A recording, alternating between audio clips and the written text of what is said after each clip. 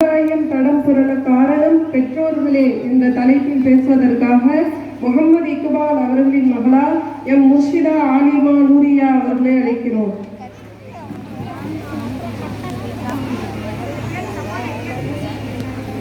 அஸ்ஸலாமு அலைக்கும் வரஹ்மத்துல்லாஹி வபரகாத்துஹு. அல்ஹம்துலில்லாஹி ரப்பில் ஆலமீன். அஸ்ஸலாத்து வஸ்ஸலாமு அலா ரசூலில் கரீம். அம்மா பஅத். ஃபகத் கால அல்லாஹ் தஆலா ஃபில் குர்ஆனில் அலீம் வல் ஃபுர்கானில் மஜீத். அஊது பில்லாஹி மினஷ் ஷைத்தானிர் ரஜீம். பிஸ்மில்லாஹிர் ரஹ்மானிர் ரஹீம். யா அய்யுஹல்லதீன ஆமனூ கூ அன்ஃபுஸக்கும் வ அஹ்லிக்கும் நாரா. قال رسول الله صلى الله عليه وسلم كلكم راع وكلكم مسؤول عن رعيته. அகிலத்தை படைத்த ஆளுகின்ற இரட்சகனான அல்லாஹ்விற்கு எல்லா புகழும் இன்னும் சாந்தியும் சமாதானமும் நாம் உலக தலைவர் கண்மணி நாயகம் ஸல்லல்லாஹு அலைஹி வஸல்லம் அவர்களின் மீதும் அவர்கள் குடும்பத்தார்கள் மீதும் சத்திய சஹாபாக்களின் மீதும் இன்னும் நம் அனைவரின் மீதும் உண்டாகுவதாக ஆமீன். உங்கள் மதியில் சேர்த்து கொண்ட தலைப்பு இன்றைய சமூகம் தடல் புரள காரணம் பெற்றோர்களே. அல்லாஹ் தஆலா ஒரு குழந்தையை கொடுக்கிறார். அந்த குழந்தையை எப்படி வளர்க்க வேண்டும் என்றும் சொல்லியிருக்கிறார். குழந்தைகளும் ஒரு சோதனைதான். அந்த குழந்தைகளை நல்லவர்களாக சாலிகளாக வளர்ப்பது பெற்றோர்கள் கையில் தான் இருக்கிறது. முதலில் பெற்றவர்கள் நல்லவர்களாக இருக்க வேண்டும். நபி ஸல்லல்லாஹு அலைஹி வஸல்லம் அவர்கள் கூறினார்கள், உங்களுடைய குழந்தைகள் 7 வயதாக தொழ சொல்லுங்கள், 10 வயதாகவும் தொழவில்லை என்றால் அவர்களை அடித்து தொழ சொல்லுங்கள் என்று கூறினார்கள். நபி ஸல்லல்லாஹு அலைஹி வஸல்லம் அவர்கள் கூறினார்கள், உங்களுடைய குழந்தைகளுக்கு கொடுக்கக்கூடிய மிகப்பெரிய விஷயம் நல்ல ஒழுக்கம். உங்களுடைய குழந்தைகளுக்கு கொடுக்கக்கூடிய மிகப்பெரிய செல்வம் மார்க்க கல்வி என்று கூறினார்கள். ஆனால் இப்போ உள்ள பெற்றோர்கள் தான் உங்களுடைய குழந்தைகளுக்கு செல்லை கொடுத்து வளர்க்கிற பெற்றோர்களை விட செல்லை கொடுத்து வளர்க்கிற பெற்றோர்களாக தான் இருக்காங்க. அவருடைய குழந்தைகளிடம் அதிக நேரம் செலவிடுவதில்லை. அவர்களிடம் ஏற்பதுடன் கண்டிப்பாக நடந்து கொள்ள வேண்டும். இஸ்லாமிய விஷயத்தை அவர்களிடம் சொல்லிக்கொண்டே இருக்க வேண்டும். தன்னுடைய குழந்தைகளிடம் தொழுகை நோன்பு போன்ற விஷயத்தை அவர்களை ஈடுபடுத்திக் கொண்டே இருக்க வேண்டும். அவர்கள் வயதை அடைந்த குழந்தைகளிடம் சுருக்கத்தின் பாதையாக இருக்க வேண்டும். அவர்கள் பாதை நரகத்தின் பாதையாக இருக்கக்கூடாது. அல்லாஹ் தஆலா ஒவ்வொரு மனிதர்களிடம் ஒவ்வொரு பொறுப்பை கொடுத்திருக்கின்றார். அந்த பொறுப்புகளை பற்றி நாளை மறுமையில் விசாரிக்கப்படுகிறது என்று கூறினார்கள்.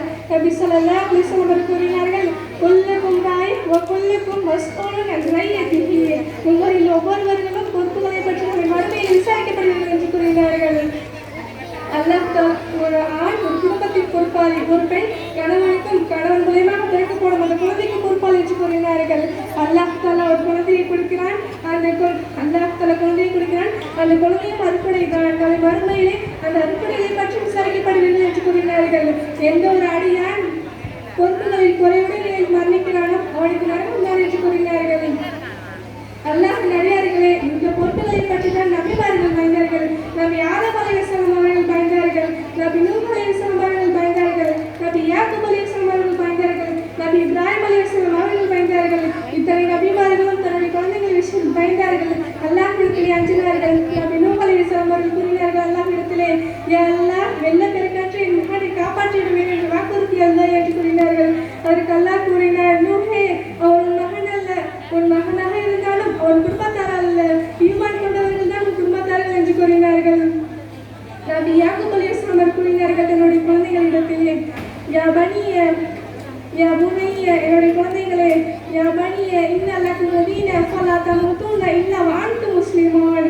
என்னுடைய குழந்தைகளே, அல்லாஹ் உங்களுக்கு ஒரு தீனை கொடுத்திருக்கிறான். லா இலாஹ இல்லல்லாஹ் என்கிற மூலமாக அல்லாஹ் உங்களுக்கு கொடுத்திருக்கிறான். அதை நீங்கள் எப்படி பாதுகாப்பீர்கள் என்று கேட்டார்கள். நபி யாக்கூப் அலைஹிஸ்ஸலாம் அவர்கள் தன்னுடைய குழந்தைகளை அழைத்து கேட்டார்கள், என்னுடைய குழந்தைகளே, நான் உலகத்தை விட்டு பிரிய போகிறேன். என்னிடத்தில் இப்போது கூறுங்கள், நீங்கள் நான் மறைத்த பிறகு யாரை வணங்கினீர்கள் என்று கேட்டார்கள். நான் அல்லாஹ்விடத்திலே இந்த பொறுப்புகளை பற்றி விசாரிக்கப்படும் என்று கூறினார்கள். உலக தலைவர் கண்மணி நாயகம் ஸல்லல்லாஹு அலைஹி வஸல்லம் அவர்கள் பயந்தார்கள் தன்னுடைய குழந்தைகள் விஷயத்திலே. தன் மகளிடத்திலே எப்போது பாசத்தை அள்ளி கொட்டி கொண்டிருப்பார்கள். பாத்திமார்கள் எல்லாம் வந்து வந்தாங்கன்னா எழுந்து முத்தமிட்டு வரவேற்பார்கள். தன் மகளிடத்திலே அவர்கள் கூறினார்கள், பாத்திமாவே, உனக்கு உலகத்திலே எது வேண்டுமானாலும் கேட்டுக்கொள், அதை நான் செய்து விடுகிறேன். ஆனால்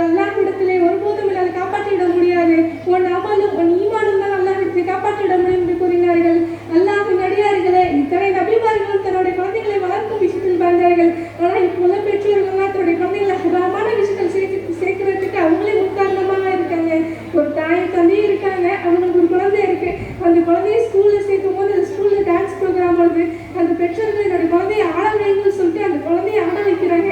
அந்த குழந்தை நல்லபடியா ஆடி முடிச்சிருக்கு. அந்த பெற்றோர்கள் வந்து என்னோட குழந்தை நல்லபடியா ஆடி முடிச்சிருக்குன்னு பாராட்டி புகழ்ந்து பேசுறாங்க. அப்ப அந்த குழந்தையோட மனசுல என்ன இருக்கும், நம்ம வந்து ரொம்ப நல்ல விஷயம் செஞ்சிருக்கோம், அதனாலதான் நம்மளோட பெற்றோர்கள் பாராட்டுவாங்கன்னு சொல்லிட்டு அந்த குழந்தை வளர வளர தரமான விஷயத்துல ஈடுபட்டுக்கிட்டே போகும். அப்படி சொல்லலாம் சொன்னார் கூறினார்கள், யா அய்யுஹல்லதீன ஆமனூ கூ அன்ஃபுஸக்கும் வ அஹ்லீக்கும் நாரா, ஈமான் கொண்டவர்களே உங்களுடைய குடும்பத்தார்களை நரக நெருப்பிலிருந்து பாதுகாத்துக் கொள்ளுங்கள் என்று கூறினார்கள். இப்போ ஒரு தாய் தந்தையே இருக்காங்க, அவங்க வீட்டுல கொஞ்சம் சீரியல் பார்க்குறாங்கன்னா அந்த குழந்தைங்களுக்கு கொஞ்சம் சீரியல் பார்க்குது. அதுக்கு அந்த குழந்தை ஹராமான விஷயத்துல ஈடுபடுவதற்கு காரணம் பெற்றோர்களாக தானே இருக்காங்க.